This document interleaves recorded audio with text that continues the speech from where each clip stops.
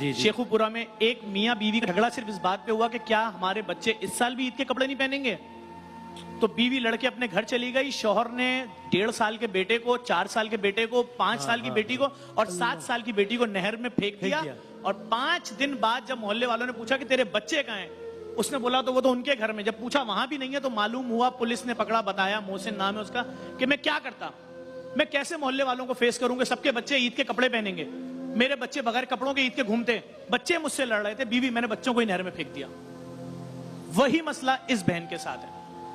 इसकी शादी हुई, 3 बच्चे पैदा हुए, शौहर ने छोड़ दिया।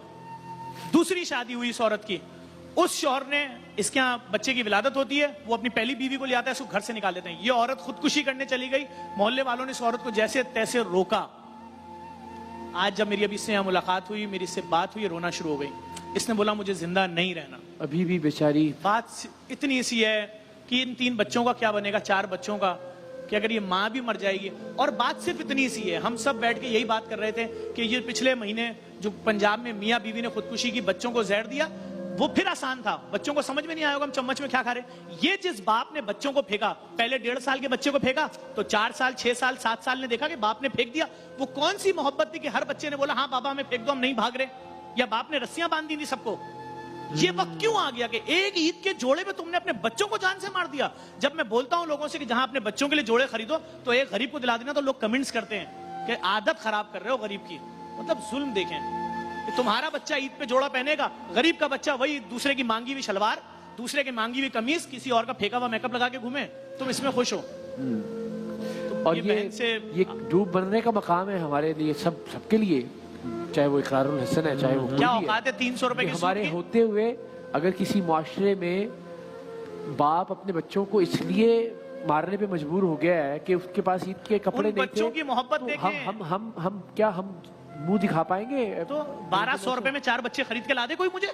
300 का सूट आता है, 4 बच्चों के 1200 रुपए के सूट थे। उन बच्चों ने बोला बाबा सूट नहीं मिल रहा, मौत मिल रही है, हम कूदने को तैयार हैं, फेंको हमें। क्या 7 साल की बच्ची भाग नहीं सकती थी? 6 साल का बेटा भाग नहीं सकता था? भाग जाते ना कि छोटे भाई को फेंक दिया, उससे छोटे को फेंक दिया, सबने मौत ले ली।